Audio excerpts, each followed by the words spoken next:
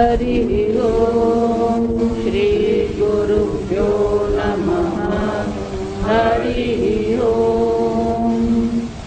ॐ शन्नो मित्रः शं वरुणः शन्नो भवत्वर्यमा शन्न इन्द्रो बृहस्पतिः शन्नो विष्णुरुक्रमः।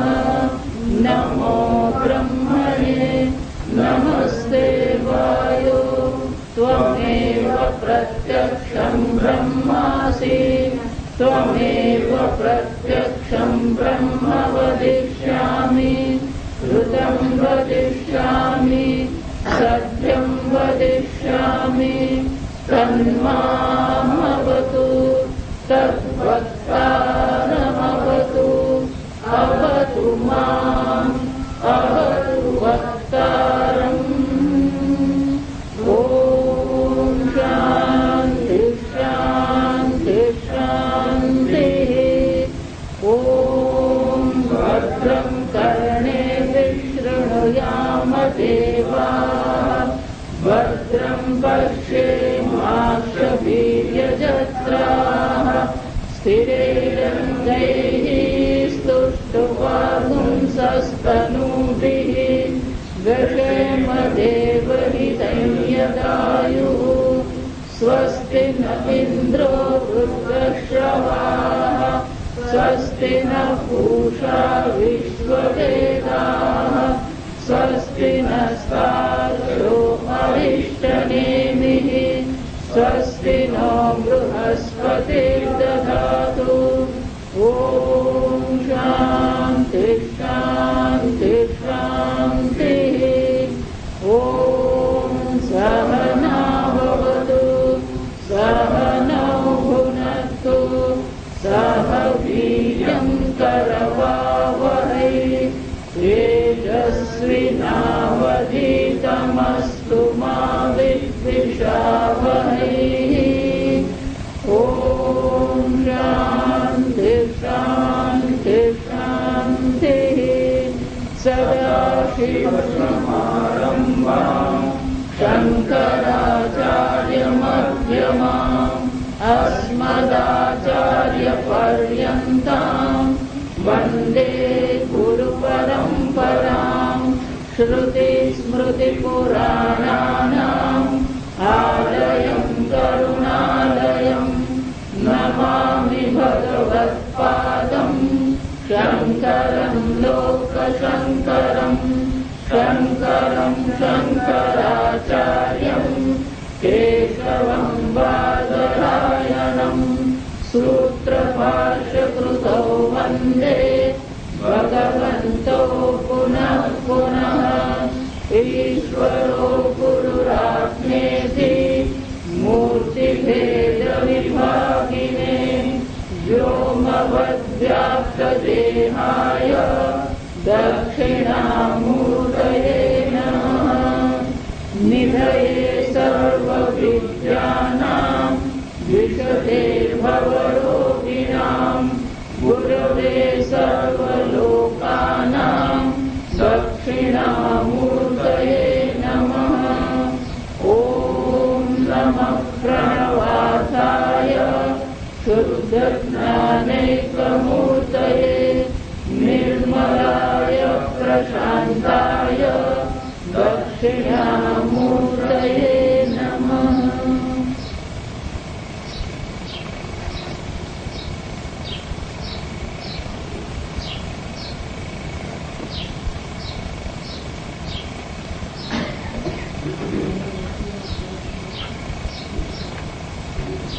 कृष्णचार मंत्र 9। एष हि द्रष्टा स्प्रष्टा श्रोता ग्राता रसयिता मंता बोद्धा कर्ता વિજ્ઞાનાત્મા પુરુષઃ સપરે અક્ષરે આત્મનિ સંપ્રતિષ્ઠતે પરમેવાક્ષરં પ્રતિપદ્યતે સયોઃ વૈ તત અચ્છાયં અશરીરં અલોહિतं શુભ્રં અક્ષરં વેદયતે યસ્તુ સૌમ્ય સસર્વજ્ઞઃ સર્વો ભવતિ તદેષ શ્લોકઃ વિજ્ઞાનાત્મા સહ દેવૈશ્ચ સર્વૈઃ પ્રાણાભૂતાની સંપ્રતિષ્ઠન્તિ યત્ર તદક્ષરં વેદયતે યસ્તુ સૌમ્ય સસર્વજ્ઞઃ સર્વમેવ વિવેશેતિ.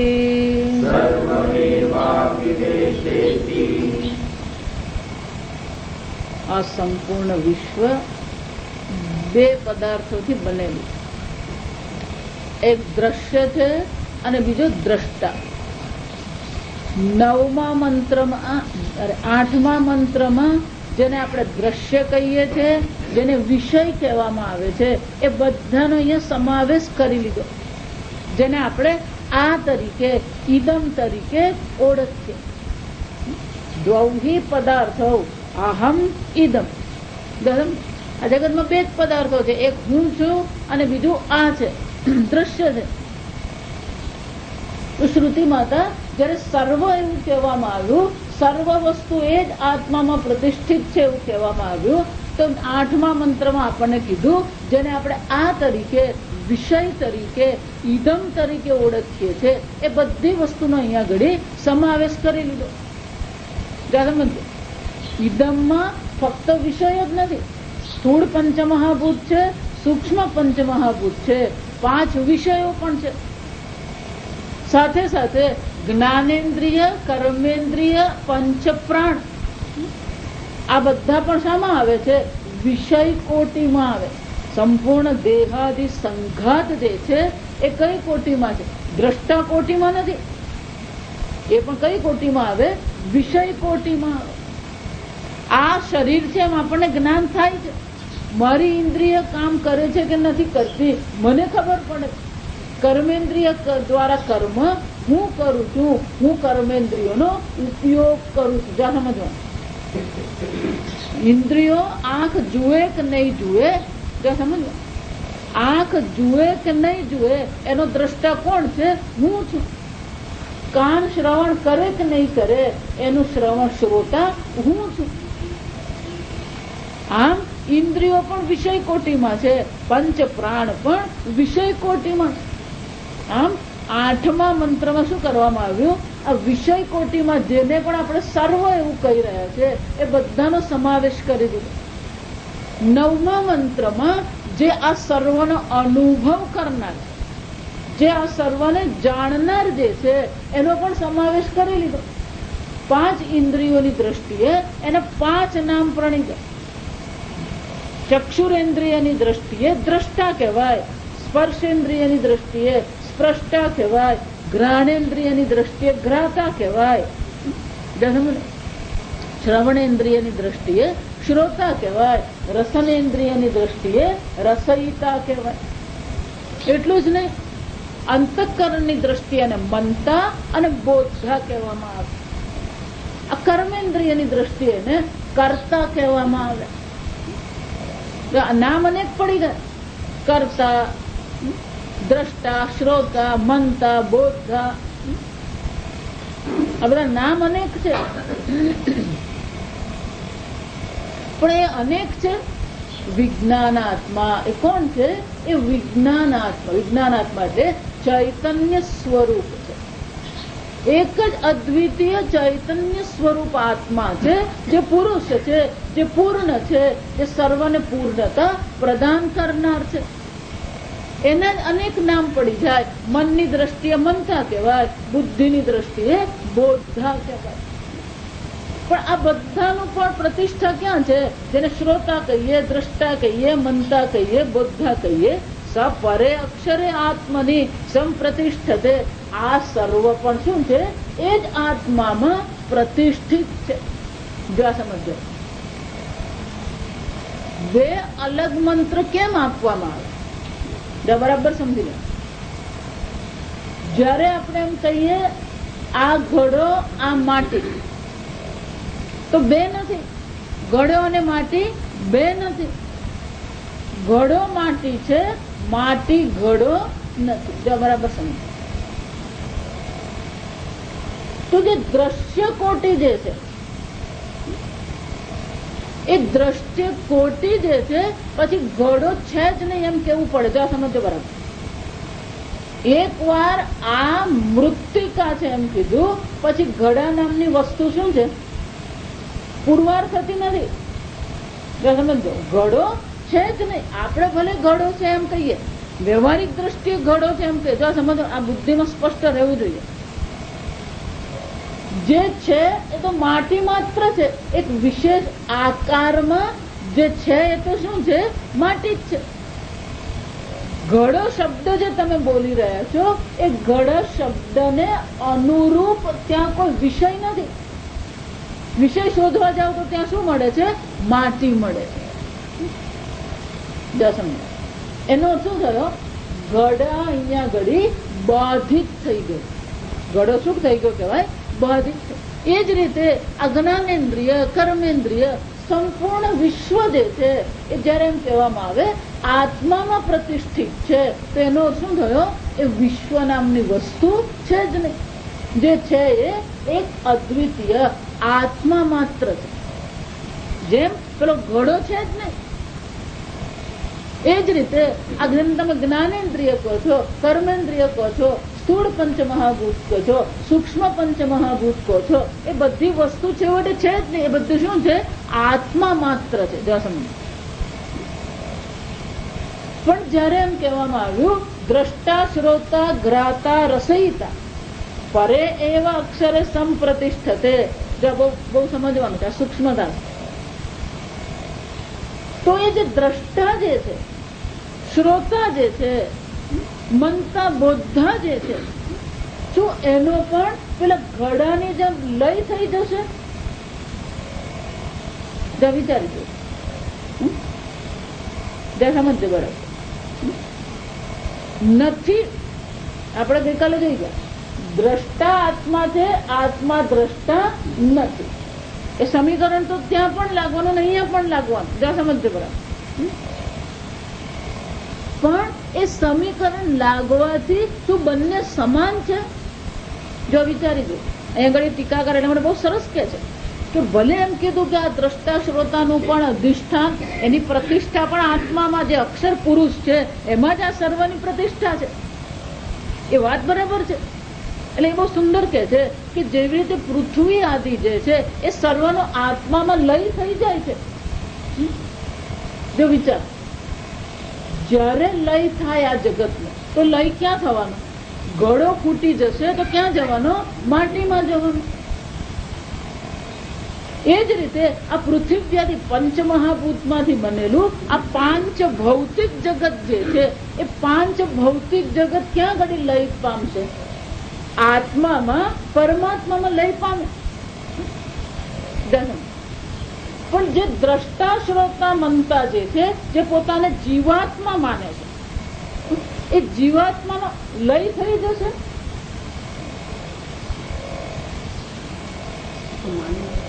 સમજો. એટલા માટે એ બહુ સુંદર કહે છે કે પૃથ્વ્યાદિવત સ્વરૂપેણ અક્ષરે લય ન સંભવતી. એનો લય નથી થવાનો. કે જીવાત્મા તો ચૈતન્ય છે. જીવાત્મા તો સ્વરૂપથી શું છે? ચૈતન્ય આત્મા જ છે. જો એ ચૈતન્ય આત્મા છે તો એનો લય થવાનો નથી. તો પછી શું થશે કે છે? ઇતિ શંકયા ઉપાધિ લયે ઉપહિત સ્વરૂપ અભાવ એવ અસ્ય. શું થશે કે ઉપાધિથી જે ઉપહિત સ્વભાવ છે, એટલે જે આરોપિત કરેલો છે, એ ફક્ત દ્રષ્ટા શ્રોતા મનતા નીકળી જશે. પણ શું રહી જશે? જો એટલા માટે આ શબ્દ બહુ સરસ છે, પરમાત્મા અને જીવાત્મા. સમજશે? પણ બંનેમાં આત્મા તો શું છે? સમાન જ છે.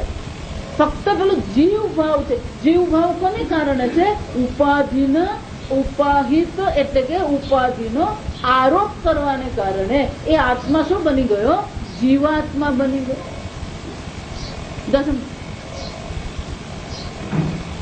અને શાસ્ત્રોક્ત ભાષામાં એવું કહેવાય, એકમાં લય થઈ જાય છે, બીજામાં લય થતો નથી. પૃથ્વીવ્યાધિનો શું થવાનો છે? લય થઈ જાય છે. ઉપાધિનો પણ, આ સ્થૂળ ઉપાધિનો પણ લય થઈ જાય. પણ આ જીવાત્માનો લય થઈ જશે? જીવાત્માનો લય નહીં થાય. જીવાત્માનો ફક્ત શું થશે? જે ઉપાધિ છે એ ઉપાધિ, આ ઉપાધિ છે, આરોપિત છે, એ જ્ઞાન થતા શું થશે? હું નિત્ય શુદ્ધ ચૈતન્ય આત્મા છું, એ જ્ઞાન થશે. અને એટલા માટે ટીકાકાર કહે છે કે ઉપાધિ લયે ઉપહિત સ્વભાવ અભાવ એવ અસ્ય લય. હું ઉપાધિ નથી, એ જ્ઞાન જ લય છે. અહીંયા વિચારી લો. આ થોડુંક અઘરું લાગે, પણ સવારના પરમાં ચા પીને આવવાનું છે. તો બંને એક જ કોટીમાં થઈ જાય. જો સમજો, બે અલગ મંત્ર કેમ કીધા? કે એક દ્રશ્ય કોટી છે, બીજો દ્રષ્ટા કોટી. પણ એમાં ફક્ત શું થાય છે? ઉપાધિનો જ અભાવ છે. જીવાત્માનો લય નથી થઈ જતો. જીવાત્મા તો છે આત્મ સ્વરૂપે, જીવાત્મા તો રહેવાનો. ફક્ત જે ઉપહિત સ્વભાવ જે છે, ઉપાધિને કારણે હું કરતા છું, હું ભોગતા છું, હું શ્રોતા છું, હું મનતા છું, એનો શું થઈ જશે? અભાવ થઈ જશે. અભિનેતા ભિખારીનો વેશ ભજવે. એ વેશ ભજવે છે ત્યારે શું થાય છે? હું અભિનેતા છું, ભિખારી અભિનેતા છે, અભિનેતા ભિખારી નથી. પણ જયારે ભિખારીનો વેશ નીકળી ગયો પછી ત્યાં કોણ છે? અભિનેતા માત્ર છે. એ જ રીતે આ તમે બધા વેશ ધારણ કરીને બેઠા છો. હું શ્રોતા છું, હું મનતા છું, હું બોધતા છું. આ બધા તમારા શું થઈ ગયા? ઉપાધિ. એટલે આ વેશ ધારણ કરી લીધો. હવે જ્ઞાન થશે ત્યારે શું થવાનું? ફક્ત આ વેશ હું નથી, એ જ્ઞાન છે. સમજો. પણ હું તો છે કે નથી? હા, પેલો પૃથ્વીવ્યાધિનો જેમ લય થઈ જાય એમ હુંનો પણ શું થઈ જાય? લય થઈ જાય. હુંનો જ લય થઈ જાય તો ગડબડ થઈ જાય. અને એટલા માટે અને ઐક્ય જ્ઞાન કહેવાનું. પેલો બાદ થઈ જાય છે. ત્યાં પૃથ્વીવ્યાધિનો શું થઈ ગયો? બાદ થઈ જાય. ઘડો છે જ નહીં, માટી માત્ર એમ કેવું પડે. પણ અહીંયા આગળ શું થાય છે?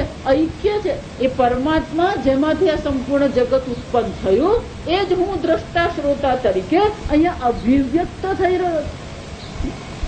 અને એટલા માટે એ બહુ સુંદર કે છે કે દ્રષ્ટુ જે છે, આ દ્રષ્ટા શ્રોતા જે છે, એ ફક્ત શું થાય છે? ઉપહિત સ્વરૂપ અભાવ એવ.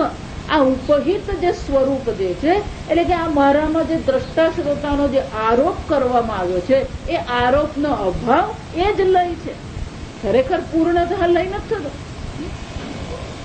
જો એટલા માટે જયારે પ્રલય થાય ત્યારે આ આખું બ્રહ્માંડનો લય થઈ જાય છે. પણ જીવાત્માનો લય થઈ ગયો, જીવાત્માનો નાશ થાય. તો જીવાત્માનો નાશ થાય તો બહુ મોટી ગડબડ થઈ. જીવાત્માનો નાશ થઈ જાય ને એટલે પછી બધા કર્મનો નાશ થઈ જાય. એટલે ફરીથી નવા જીવ ઉત્પન્ન કરવા, નવા જીવ ઉત્પન્ન થાય. પ્રલય થાય ત્યારે ફક્ત શું થાય છે? આ પંચમહાભૂતનું બનેલું ઉપાધિ, પંચમહાભૂતનું બનેલું જગત, એનો શું થઈ જાય છે? લય થઈ જાય. એ નાશ પામે છે. પણ જીવાત્મા તો અવ્યક્ત સ્વરૂપે રહેવાના. જો એટલે ગીતામાં ભગવાન કહે છે અવ્યક્તાદિની ભૂતાની વ્યક્ત મધ્યાની ભારત અવ્યક્ત નિધનાન્યવ. ફક્ત શું થાય છે? વ્યક્ત અને અવ્યક્ત અવસ્થા જ છે ત્યાં. જીવની દ્રષ્ટિએ શું છે?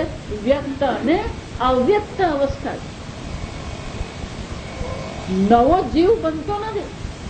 જીવ શું પામે છે? અવ્યક્ત અવસ્થામાં જાય. વળી પાછો જયારે સૃષ્ટિ કાળ આવે ત્યારે વળી પાછા એ જીવના પોતાના જે સંચિત કર્મ છે એમાંથી પરમાત્મા નવું પ્રારબ્ધ બનાવે અને પ્રારબ્ધ પ્રમાણે એને સ્થૂળ શરીર, પ્રારબ્ધ પ્રમાણે એને સૂક્ષ્મ શરીર આપે. પણ સ્થૂળ અને સૂક્ષ્મ શરીર આપતા પહેલા પરમાત્માએ પંચમહાભૂતની રચના કરવી પડે. એટલે પંચમહાભૂત બનાવે, એનું સ્થૂલીકરણ થાય, સ્થૂળ પંચમહાભૂત બને, સૂક્ષ્મ પંચમહાભૂતમાંથી સૂક્ષ્મ શરીરની રચના થાય, સ્થૂળ પંચમહાભૂતમાંથી સ્થૂળ શરીરની રચના થાય. પણ જીવાત્માની, નવા જીવાત્માની રચના નથી. જીવાત્મા તો છે જ, પણ એ જીવાત્મા ક્યાં સુધી રહેશે? જ્યાં સુધી એ પોતાને ઉપહિત સ્વભાવ માનતો રહે છે. આ શરીર હું છું, હું અલ્પ છું, હું મર્ત્ય છું, આ જ્યાં સુધી માનતો રહે છે ત્યાં સુધી બધું ચાલતું રહે. પણ એક વાર ખબર પડી ગઈ હું જીવાત્મા નથી, દ્રષ્ટા, શ્રોતા, મંતા, બોધા જે છે એ હું નથી. આ તો ઉપાધિનો સ્વભાવ છે, ઉપહિત સ્વભાવ છે. અને આત્મામાં આ ઉપાધિના સ્વભાવનો અભાવ છે એ સમજવાનું. અને એટલા માટે અહીંયા સરસ કહે છે કે ફક્ત આ ઉપાધિનો સ્વભાવ છે, મારો સ્વભાવ નથી, એ જ જાણી લેવાનું. એને જ આપણે શું કહેવાય? એ જ જ્ઞાન કહેવાય. અને એટલા માટે જેને આ પ્રકારથી જ્ઞાન થાય છે, જો સમજ, દ્રશ્ય જગતનું અધિષ્ઠાન પણ અક્ષર પુરુષ પરમાત્મા છે. દ્રષ્ટાદિ જે જ્ઞાતા છે એનું પણ સ્વરૂપ શું છે? વિજ્ઞાનાત્મા, ચૈતન્ય સ્વરૂપ જ એની પ્રતિષ્ઠા છે. તો હવે શું છે? એટલે આગળ કે છે આ પ્રકારથી પરમ એવ અક્ષરમ પ્રતિપદ્યતે સહયઃ વૈ.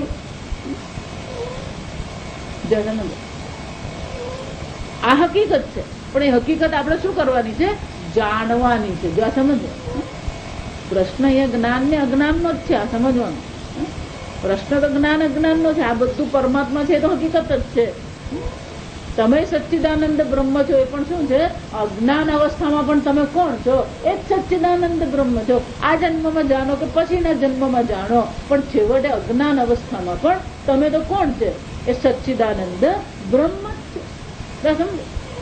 એટલે મને શ્રુતિ માતા કહે છે આ બધું એ જ અક્ષર પરમાત્મા છે, પણ શું કરવાનું છે? પ્રતિપદ્યતે. આગલા 10મા મંત્રમાં કહે છે સહયઃ વૈ પ્રતિપદ્યતે પરમ એવ અક્ષર. આ પરમ એવ, એવ એટલે શું છે? એક પરમાત્મા, અક્ષર પરમાત્મા જ માત્ર છે એવું જે જાણે છે.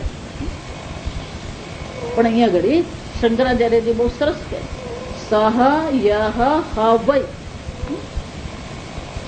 આવું કેવું કીધું? સહ એટલે તે, યહ એટલે જે, હ એટલે પેલો ભારપૂર્વક કીધું, વૈ એટલે અવશ્ય. તો આવું કેમ કીધું? તો આ બહુ સમજવાનું. આનો આપણે ગુજરાતીમાં સહયઃ હ વૈ એવો જે છે ને એક એક્સપ્રેશન કહેવાય, એક કહેવાની રીત કહેવાય. આપણે ગુજરાતીમાં એને કહેવું હોય તો શું છે? કોઈક વિરલો. સહાય એટલે કોઈક વિરલો, કોઈક પ્રતિપદ્યતે. આ સર્વ અક્ષર પરબ્રહ્મમાં જ પ્રતિષ્ઠિત છે, પણ એ પ્રતિષ્ઠિત છે એવું શું છે? કોઈક વિરલો જ એને જાણે છે. આપણું કોઈક દુર્લભતા, એને શું કહેવાય? આ કશ્ચિત દુર્લભ, કોઈ દુર્લભ જ એને જાણે છે એવું દર્શાવવા માટે એ શ્રુતિ માતા શું કહે છે? સહયઃ વૈ. કોઈ દુર્લભ. જો ગીતામાં ભગવાન એ જ કહે મનુષ્યાણામ સહસ્રેષુ કશ્ચિત યદતે. કોઈક પ્રયત્ન કરે, કોઈકને અમોક્ષ પુરુષાર્થમાં રુચિ થાય, કોઈકને ખબર પડે મોક્ષ તો બ્રહ્મ જ્ઞાનથી જ છે, પછી એ બ્રહ્મ જ્ઞાન માટે પ્રયત્ન કરે. યતતામ અપી સિદ્ધાનામ કશ્ચિન મામ વેત્તિ તત્વતઃ. આવા બ્રહ્મ જ્ઞાન માટે પ્રયત્ન કરનારાઓમાં પણ કોઈકને આ જ્ઞાન થાય છે. કેમ? કે ક્યાંક ને ક્યાંક આપણું મન અટકી જતું હોય. જો સમજતું,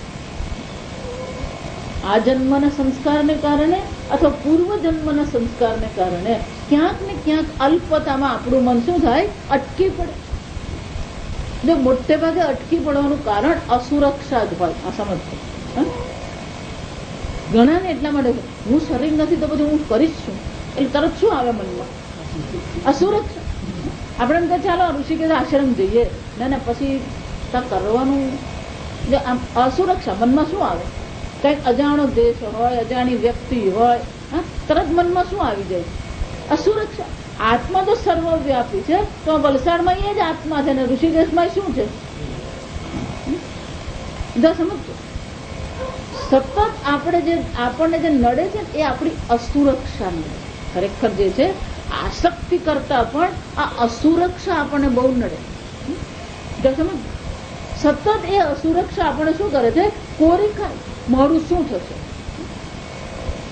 સતત પેલી અસુરક્ષા છે.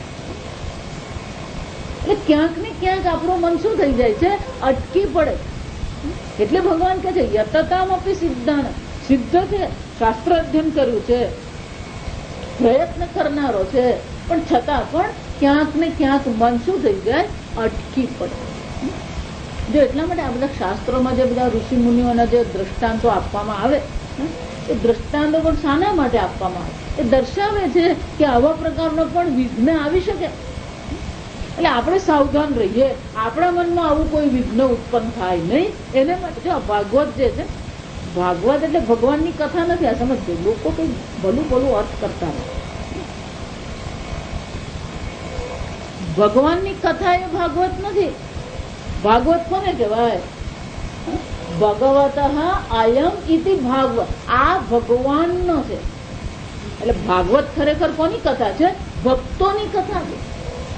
અનેક ભક્તોની ત્યાં કથા છે. કેમ કે એ ભક્તોની કથા આપણે સાંભળીએ, એ ભક્તોના જીવનમાં કેવા કેવા પ્રકારના વિઘ્નો આવ્યા એ આપણે જાણીએ તો આપણને ખબર પડે કે આપણા જીવનમાં પણ આપણે સાધના કરીએ, ભક્તિ કરીએ ત્યારે આવા પ્રકારના વિઘ્નો આવી શકે. અને એનો સામનો કેમ કરવો? જો સમજો. જેટલા પણ ભક્તો બતાવ્યા છે ને, એ દરેક ભક્ત હતો તો બહુ જ સારો, પણ ક્યાંક ને ક્યાંક શું પડેલો? એ જુદા જુદા પ્રકારે અટકી પડેલો ભક્ત. અને ભગવાન એને મદદ કરીને શું કરે છે? આગળ લઈ જાય. અજામિલનું ઉદાહરણ લો. તેને પણ શું થયું? અહંકાર આવી ગયો. એ અહંકારથી જે પડ્યો.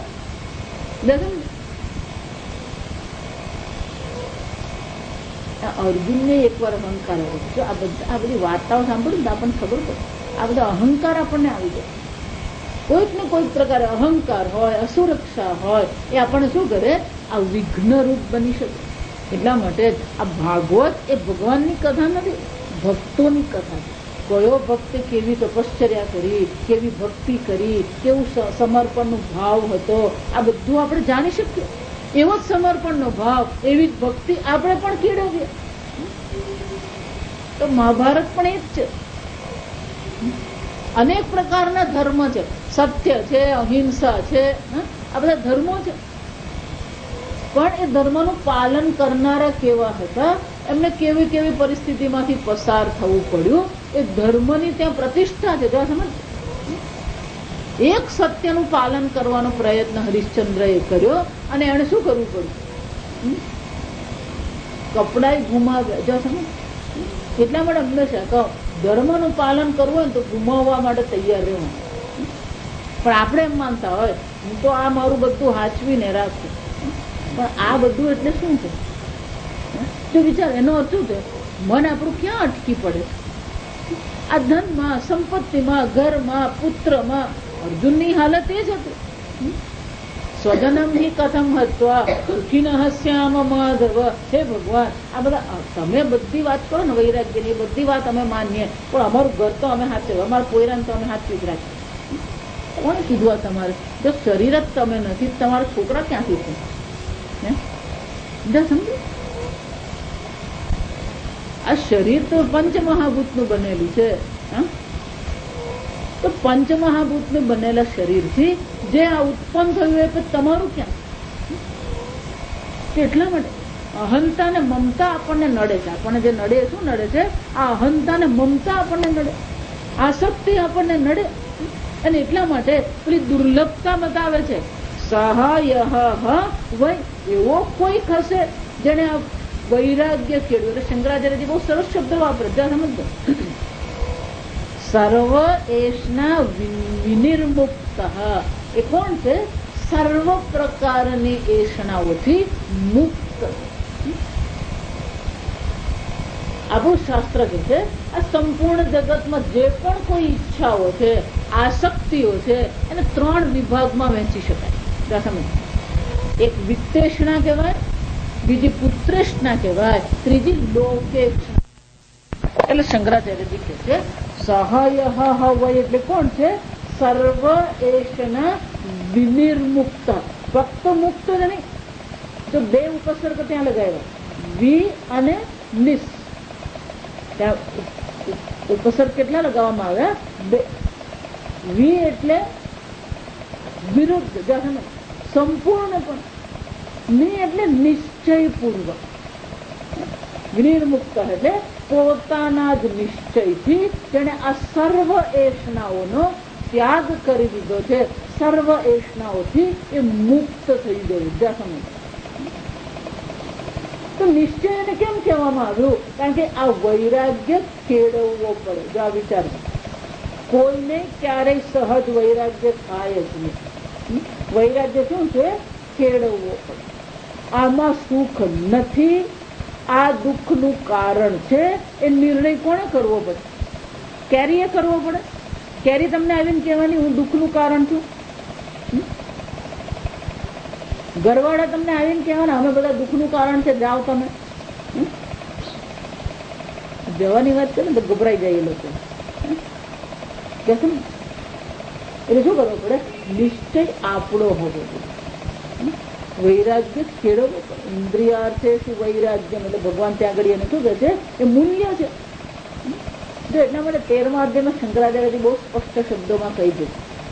આ સહાય વય છે ને, એના માટે એક વાક્ય કહી દીધું છે, વિરક્તસ્ય એવ અધિકાર બ્રહ્મ વિદ્યા. આ બ્રહ્મ વિદ્યા માટે અધિકારી એક જ છે. કોણ છે? વૈરાગ્ય. તો વૈરાગ્ય છે ને એટલે એમાં મુમુક્ષુ આવી જાય, સમહ દમહ પણ આવી જાય, વિવેક પણ આવી જાય, બધું જ આવી જાય. જો સમજજો. એટલે શંકરાચાર્યજી કહે છે એ કોઈ દુર્લભ છે. કશ્ચિત ધીર, જો કઠોપનિષદમાં પણ યમરાજા એ જ કે છે પરાંચિકાની વ્યતૃણ સ્વયંભુ પરાંગ પશ્યતિ નાંતરાત્મા. આ ઇન્દ્રિયોને આ સ્વયંભુ પરમાત્માએ આ ઇન્દ્રિયોને બહિર્મુખ બનાવીને અમારો તો જાણે કે નાશ કરી દીધો. કેમ? પરાંગ પશ્યતિ, આ બહિર્મુખ છે, આ બહારનું જગત જોતી રહે છે, જાણતી રહે છે આ ઇન્દ્રિયો. ન અંતરાત્મા, આ અંતરાત્મા તો એ દર્શન કરતી જ નથી. આ બહિર્મુખતા ભગવાને આપણને આપી છે. એટલે ભગવાને જાણે, જો ખરેખર નાશ નથી કર્યો, જાણે કે નાશ કરી દીધું, તો શું થશે? કશ્ચિત ધીર, કોઈક ધીર વીર હશે, તે શું કરશે? પ્રત્યેગાત્માનમ ઐક્ષ. કશ્ચિત ધીર. આમ આ બધામાં દુઃખ છે, આ બધું સુખનું કારણ નથી. આ બધાથી વૈરાગ્ય કોઈક કેળવે છે. એટલે શ્રુતિ માટે સ્વયં કહે છે કોઈક એવો દુર્લભ અધિકારી છે જે શું કરે છે? પરમ એવ અક્ષરમ પ્રતિપદ્ય છે. એક આ પરમ એવ અક્ષર પરમાત્મા છે, એને શું કરે છે? જાણે છે. પ્રતિપદ્ય છે. તત્સર્વેષણા વિનિર્મુક્ત. શું જાણે છે? પરમ એવ અક્ષરમ, જે અક્ષર પુરુષ જે છે એ પરમ છે, અપરિચ્છિન્ન અનંત છે. એટલે કયા પ્રકારથી એ જાણે છે? આ બહુ સરસ મજાનું. આ ગલગોટો છે તો આપણે એને કઈ રીતે જાણી લઈએ? ગલગોટા તરીકે જાણી લઈએ. ગઈકાલે આપણે સાંજે વિચાર કર્યો, આ આત્મા છે એવું જાણવાનું નથી. આત્માને આપણે ખોટી રીતે જાણી લીધો છે. હવે એને શું કરવાનું છે? સાચી રીતે જાણવાનું. એટલા માટે આગળ કીધું ને, ઉપાધિ ઉપહિત સ્વભાવ માની લીધો. ઉપાધિના જે સ્વરૂપ, જે ઉપાધિનો સ્વભાવ છે એટલે મારો સ્વભાવ માની લીધો છે. એટલે આત્માને આપણે શું કર્યો છે? ખોટી રીતે જાણ, એટલે ભ્રાંતિ કહેવામાં આવે. તો હવે આત્માને જેને પ્રતિબુદ્ધિ જાણી લીધો તો એને શું કર્યું છે? જેટલી પણ ભ્રાંતિઓ છે એ બધી ભ્રાંતિઓની શું કરી હશે? એને નિવૃત્તિ કરી હશે. જો શ્રુતિ માતા એ જ ચર્ચા કરે, ત્યાં સમજવાનું. એટલે શ્રુતિ માતા એમ નથી કહેતી આ આત્મા એમ જાણે છે, ફક્ત એ શું કરે છે? આત્મા વિશેની જેટલી પણ ભ્રાંતિઓ હતી એ બધી ભ્રાંતિઓની નિવૃત્તિ થઈ જાય. કઈ રીતે નિવૃત્તિ થાય છે? એટલે પહેલું જ કે છે અચ્છાયમ. જા સમજ, આ બહુ સુંદર છે. શ્રુતિ માતા બહુ સરસ રીતે કહે છે અચ્છાયમ તમોવર્જિતમ. છાયા એટલે અંધકાર, અજ્ઞાન. છાયા એટલે અંધકાર, અજ્ઞાન. એટલે કે છે અચ્છાયમ એટલે કે એ તમો ગુણ રહિત છે, અવિદ્યા રહિત છે. અવિદ્યા નામની વસ્તુ આત્મામાં છે જ નહીં. જો વિચારી, ચૈતન્યની દ્રષ્ટિએ અજ્ઞાન છે, સૂર્યની દ્રષ્ટિએ અંધકાર છે. સૂર્યની દ્રષ્ટિએ અંધકાર નામની વસ્તુ શક્ય જ નથી. એ જ રીતે ચૈતન્ય આત્મા તો કેવો છે? સ્વતઃસિદ્ધ છે, સ્વપ્રકાશ છે. એમાં અવિદ્યા શક્ય જ નથી.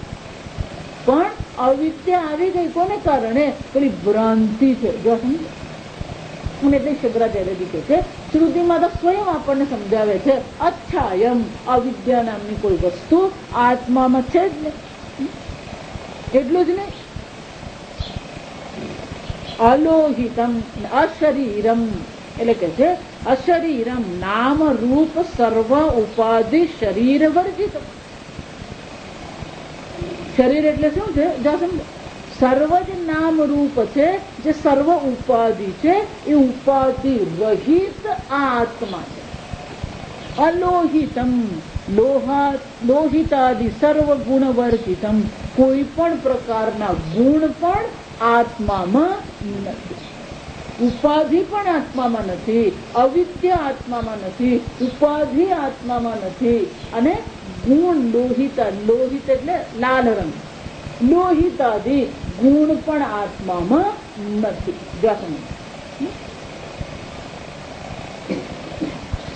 બીજી રીતે જોઈએ તો આરોપની દ્રષ્ટિએ, અધ્યારોપની દ્રષ્ટિએ જોઈએ તો અવિદ્યા આત્મામાં નથી.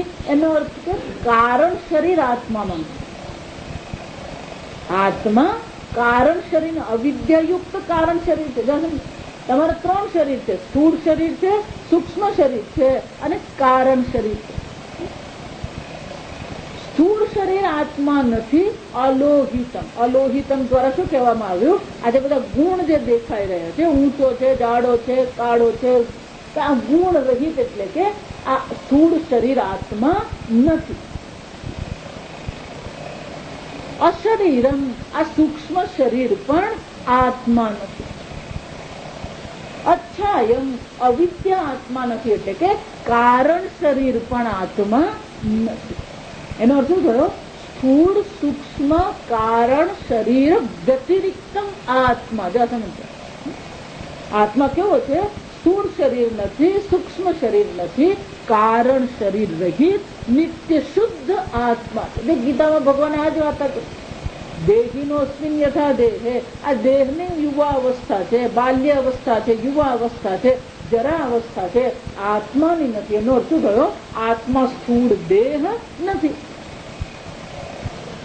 કર્તૃત્વ ભોક્તૃત્વ સૂક્ષ્મ શરીરમાં છે, આત્મામાં નથી. એટલે કે આત્મા સૂક્ષ્મ શરીર નથી. જો સમજે, કહેવાની રીત અલગ અલગ હોય, આ સમજવાનું. કહેવાનું તો એક જ છે કે આત્મા સ્થૂળ સૂક્ષ્મ કારણ શરીર રહિત એક અદ્વિતીય ચૈતન્ય માત્ર. ભગવાને ગીતામાં પણ એ જ કીધું. અહીંયા આગળ શ્રુતિ માતા કહે છે અચ્છાયમ અલોહિતમ અશરીરમ. આમ આ 3 ઉપાધિ રહિત એ આત્મા છે. આ 3 ઉપાધિ નથી તો આત્મા નથી એવું કહી તો ચાલે. આપણને જે દેખાય શું દેખાય છે?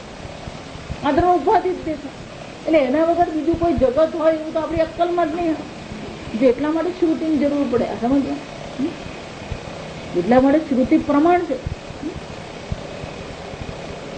જો આ આવું કહેવામાં આવે, આ નથી, આ નથી, એટલે કેટલાક લોકો માની લે આત્મા શું છે?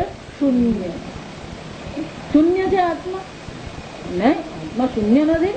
એટલે શ્રુતિ માતા શું કે છે? શુભ્રમ અક્ષરમ વેદયતે. એ કેવી રીતે જાણે છે? શુભ્રમ, કોઈક વિરલો છે એ શું કરે છે? આ આત્માને શુભ્રમ, શુભ્રમ એટલે શું છે? શુદ્ધમ. કોઈ પ્રકારનો ગુણ, કોઈ પ્રકારનો વિકાર આત્મામાં, જે પણ કોઈ વિકાર છે, જો પણ કોઈ અશુદ્ધિ છે, જે કોઈ ગુણ છે, એ બધા ક્યાં ઘડી છે? ઉપાધિમાં. એ બધા શુભ્રમ, શુદ્ધમ સર્વ વિશેષણ રહિતત્વાત. આત્મા કેવો છે? સર્વ વિશેષણ રહિત આત્મા. અક્ષરમ સત્યમ પુરુષાખ્યમ. શંકરાચાર્યજી કહે છે એ અક્ષર પુરુષ છે. કોઈ પ્રકારનો ક્ષય એમાં થતો. જો ક્ષય પણ અનેક પ્રકારના હોય, સમજવું. ધનનો લાભ થાય એને પણ ક્ષય કહેવામાં આવે. એટલે જે તમારી વસ્તુ છે, પોતાની વસ્તુ, સંપત્તિ, એનો નાશથી પણ શું? એટલે આપણે કહીએ ને, આપણે રમેશભાઈ ખલાસ થઈ ગયા, ત્યાં સમજતો, ડૂબી ગયા, ખલાસ થઈ ગયા. એનો શું થયો? એની બધી સંપત્તિ શહેરમાં ધોવાઈ ગઈ. તો એને પણ આપણે શું કહીએ? ક્ષય કહેવાય. એ જ રીતે કોઈક અંગ ઉપાંગનો નાશ થાય તો એને પણ શું કહેવામાં આવે? ક્ષય કહેવામાં આવે. અથવા તો કોઈ પ્રકારનું પરિવર્તન આવે, વિકાર આવે, એને પણ આપણે શું કહીએ? ક્ષય કહેવાય. ત્રણ પ્રકારથી ક્ષય હોય, પણ આત્મામાં શું છે? કોઈ પણ પ્રકારનો ક્ષય છે. આત્માને કોઈ સંબંધ નાશ થતો નથી. કેમ? કે એક અદ્વિતીય. આત્માનો કોઈ અંગ ઉપાંગનો નાશ થઈ શકતો નથી. કારણ કે આત્મા કેવો છે? સર્વવ્યાપી, નિરવયવ છે. આત્મામાં કોઈ વિકાર આવી શકે એમ નથી. આત્મા કેવો છે? નિર્વિકારી છે. સમજો, એક અદ્વિતીય નિરવયવ અક્ષર પરમાત્મા. એ કેવો છે? સત્ય. શંકરાચાર્યજી શું કહે છે? એ પુરુષ કેવો છે? સત્ય. સત્ય એટલે કે એનું જ એકનું અસ્તિત્વ છે. બાકીની બધી વસ્તુ કેવી છે? અસત છે, વિકારી છે, મિથ્યા છે. આ બધી વસ્તુ કઈ રીતે સમજવાની છે? એ અક્ષર પરમાત્મા એ રીતે કે હું સત્ય અક્ષર પરમાત્મા. જો સમજો, એટલા માટે આગળ મેં કીધું કે લય નથી થઈ જતો, નાશ થતો નથી. એ અક્ષર સત્ય પરમાત્મા હું છું. એ પ્રકારથી કોઈક જાણે. કશ્ચિદ્ધીર પ્રત્યેગાત્મા. પ્રત્યેગાત્મા એટલે કે એ હું છું. એ અક્ષર પરમાત્મા હું છું એ પ્રકારથી એ જાણે છે. વેદયતે અક્ષરમ સત્યમ પુરુષાખ્યમ. શંકરાચાર્યજી અહીંયા થોડી મુંડક ઉપનિષદ, જો આપણે આગળ જોઈ ગયા, મુંડક ઉપનિષદનો વિસ્તાર જ આ ગ્રંથ છે.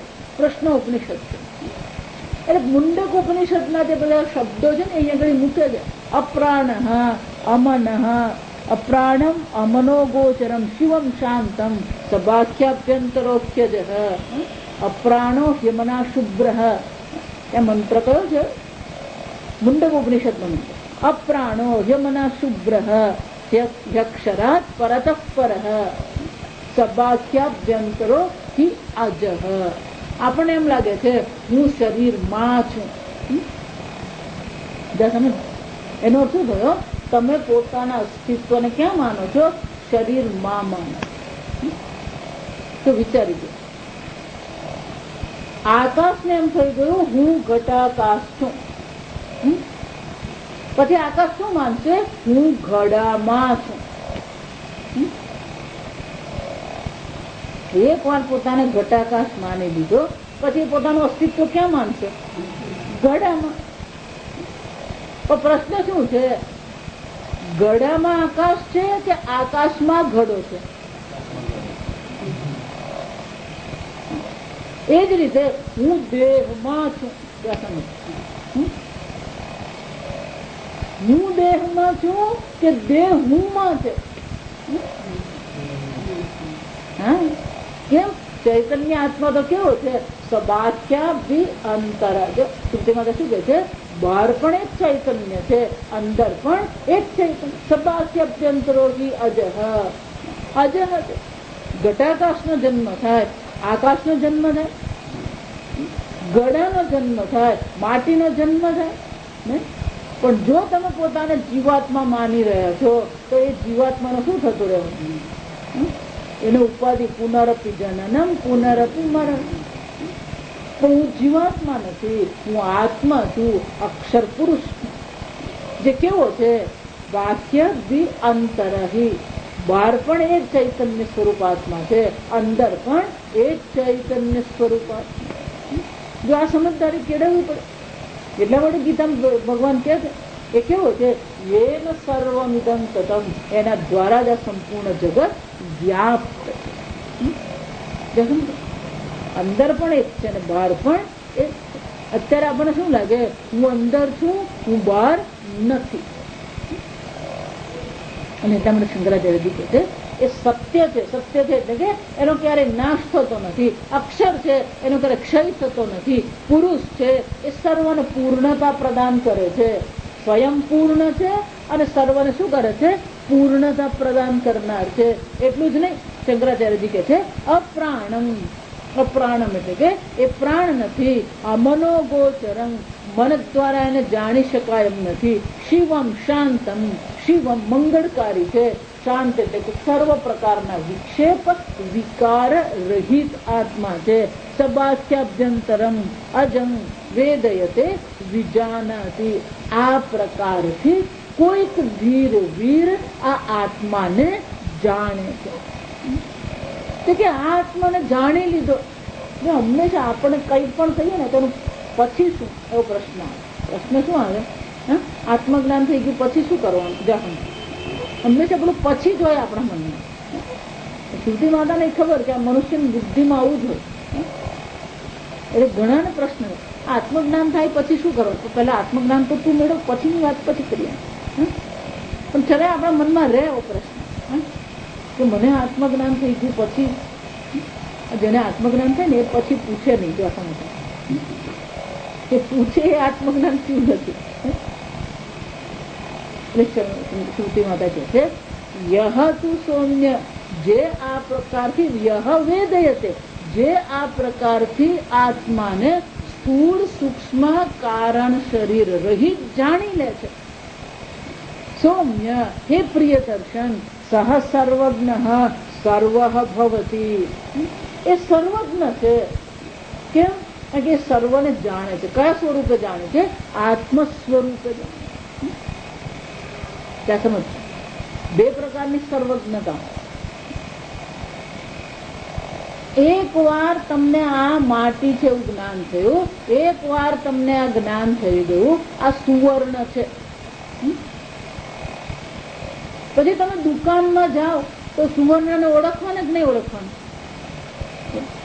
પછી એ સુવર્ણ હાર રૂપે હોય, વીટી રૂપે હોય, ગમે તે રૂપે હોય, તેનું અર્થ શું થાય?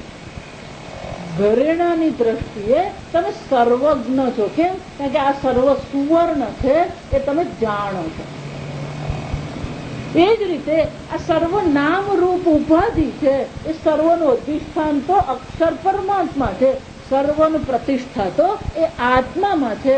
જે આત્મા હું છું એમ જાણે છે તો એ કોણ છે? સર્વજ્ઞ. સર્વને જાણનારો છે. પણ સર્વને જાણનારો છે તો સર્વજ્ઞ છે, પણ એ સર્વવિદ નથી. જો સમજશે ઈશ્વર સર્વજ્ઞ સર્વવિદ છે.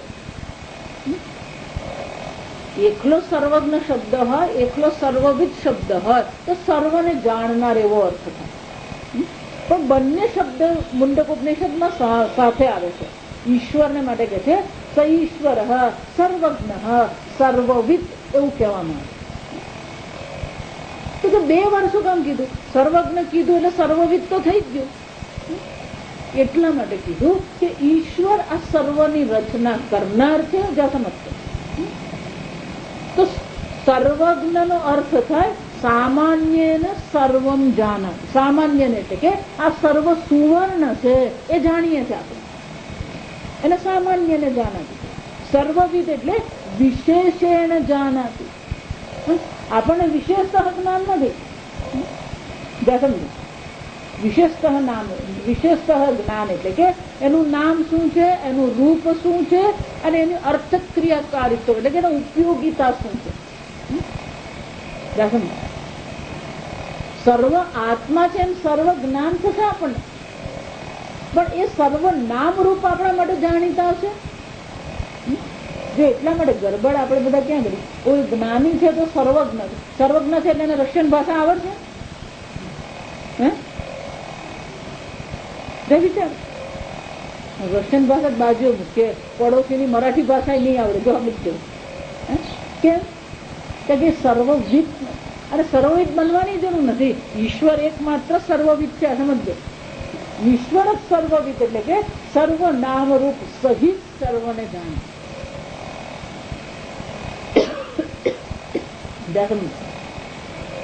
અને શું થયું, આ સર્વ આત્મા છે એ જ જાણી લેવાનું. અક્ષર પરમાત્માથી અભિન્ન એક અદ્વિતીય આત્મા છે એ જાણી લેવાનું. પણ એ આત્માના જેટલા નામરૂપ છે એ બધાને જાણવાની જરૂર નથી, અને જાણી પણ શકાય નહીં. જાણી શકાય? હા, કોઈ જાણી શકે. જો એટલા માટે જે આ મુશ્કેલી આપણી મનુષ્યની એવી છે કે શ્રદ્ધા કરે ને પણ વધારે પડતી શ્રદ્ધા કરે. અમારા ગુરુજી તો સર્વજ્ઞ, એમને બધી જ ખબર પડે કે કાલે હું જો મારા મનની વાત જાણી લીધી, બધી જ ખબર પડે ને તો તારા મનની નહીં આખા જગતના મનની ખબર પડવી જોઈએ. જો સમજતો, એટલે કોઈ પ્રસંગ 2 વાર બની જાય ને એટલે આપણે શું કરી દઈએ, આ મુશ્કેલી છે આપણી. જો એટલા માટે હું હંમેશા ચમત્કારનો વિરોધ કરતી. એટલે એ ચમત્કાર એ શક્યતાઓ છે. આ જો એનું આખું ગણિત છે ને, લો ઓફ પ્રોબેબિલિટી કહેવાય. એ ભણીએ ને તો આપણને ખબર પડી જાય. અને શું કહેવાય? Law of probability. પ્રોબેબિલિટી એટલે સંભાવના. જો વિચારજો, પણ એ સંભાવના હોય એટલે એ સત્ય નહીં થઈ જાય. એ લો ઓફ પ્રોબેબિલિટી ભણો તો તમને ખબર પડી જાય. પછી આ કોઈ ચમત્કાર એટલે જો આપણે ત્યાં ગુજરાતીમાં કહીએ છીએ કાગનું બેસવું ને દાળનું પડવું, એ સંભાવના કહેવાય. પણ દર વખતે કાગડો બેસે એટલે દાડી પડે ને. એટલે 2-4 મનુષ્યની વાત કરી નાખી એટલે સર્વજ્ઞ નહીં બની જાય. અને 2-4 વસ્તુ કીધું અને સિદ્ધ થઈ ગયું એટલે સિદ્ધ પુરુષ નહીં. જો સિદ્ધ પુરુષ હોય તો બધાનું દુઃખ દૂર કરવાનું. જો આ સમજજો, છે એમની પાસે સિદ્ધિ, છે એમનું જ્ઞાન, તો પછી એને આપણે સર્વસામાન્ય જે બનાવી લઈએ છીએ એ મુશ્કેલીનું કામ છે. કેમ કે એક સર્વવિદ પરમાત્મા તો છે, બીજું કોઈ સર્વવિદ નહીં હોઈ શકે. આ સમજો, જે એટલા માટે જગતગુરુ. જગતગુરુ એટલે કોણ? બધા એને ગુરુ માનતો હોય ને તો જગતગુરુ કહેવાય. જેમ શંકરાચાર્યજી, શંકરાચાર્યજી જગતગુરુ કહી શકાય કારણ કે બધાના ગુરુ છે, બધાને જ્ઞાન આપનારા. પછી હાલતા ચાલતા નહીં આપણે શું ટાઇટલ આપતા કરીએ? જગતગુરુ. અને આપણને પેલું જગતગુરુ શબ્દ પર એટલી બધી શ્રદ્ધા, એટલે કોઈ કહે એટલે તરત આપણે શું કરીએ? ના એમણે કીધું જગતગુરુ એટલે મેં કીધું આપણે વધારે પડતી શ્રદ્ધા કરીએ. આપણે શું કરીએ? વધારે. કેમ કે સર્વ નામ, સર્વ રૂપ અને સર્વ વસ્તુની ઉપયોગિતાનું જ્ઞાન એકમાત્ર પરમાત્માનું, જ્ઞાનીને પણ નહીં હોય. જા સમજજો. અને જરૂર પણ નથી. જા સમજ, મોક્ષ માટે એની જરૂર પણ નથી. આ સર્વ આત્મા છે, એકવાર આ જાણી લીધું, આ પરમાત્માથી હું અભિન્ન ચૈતન્યથી જાણી લીધું, એ જ મોક્ષ છે. એ સર્વવિદતાની આપણને જરૂર જ નથી. આપણને જે જરૂર છે એ શું છે? સર્વજ્ઞ. એટલે મને શ્રુતિમાં દાખે છે સહ સર્વજ્ઞ. એ સર્વજ્ઞ છે એટલું જ નહીં, સહ સર્વ. જો સમજજો, આપણે ગઈકાલે જોઈ ગયા સર્વ સર્વ પરમ દિવસે જોઈ ગયા. એ સર્વ પણ છે અને સર્વને જાણનારો પણ. સર્વમ જાનાતી જ નહીં, સર્વ ભવતી એમ કે છે શ્રુતિમાં. કેમ? કારણ કે આત્માથી ભિન્ન કોઈ વસ્તુનું અસ્તિત્વ છે. જો એના માટે ઉદાહરણ આપણું સ્વપ્ન દ્રષ્ટા જ જોવાનું. સર્વને જાણનારો પણ સ્વપ્ન દ્રષ્ટા છે અને સર્વ કોણ બની ગયું છે? એક સ્વપ્ન દ્રષ્ટા પોતાના જાણે હિમાલયનો વિચાર કર્યો અને હિમાલય બની ગયો. શું વિચાર? તો તમે જ સ્વપ્નમાં સ્વપ્ન જગત પણ બની ગયા અને સ્વપ્ન જગતનો અનુભવ કરનાર પણ કોણ છે? તમે જ પોતે છો. સર્વ સર્વ ભવતી, સર્વ પણ તમે છો, સર્વને જાણનાર પણ તમે જ છો. એટલે શ્રુતિ માતા શું કે છે? સહ સર્વજ્ઞ સર્વ ભવતી. એ જ સર્વ છે. સર્વ બની ગયો એટલે કે એ જ સર્વ છે.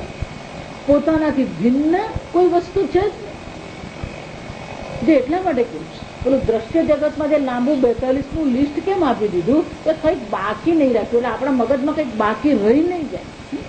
સ્થૂળ પંચમહાભૂત, સૂક્ષ્મ પંચમહાભૂત, પંચ પ્રાણ, મન, અંતઃકરણ, ચતુષ્ટય, 5 કર્મેન્દ્રિય, 5 જ્ઞાનેન્દ્રિય, આ બધી વસ્તુ પણ શું છે? એ બધાની પ્રતિષ્ઠા પણ આત્મામાં જ છે. દ્રષ્ટા શ્રોતાની પણ પ્રતિષ્ઠા ક્યાં છે? એ જ આત્મા. આત્માથી ભિન્ન આ જગતમાં કોઈ વસ્તુ છે. અને આ પ્રકારથી જે જાણે છે એ સર્વજ્ઞ છે અને એ સર્વ છે.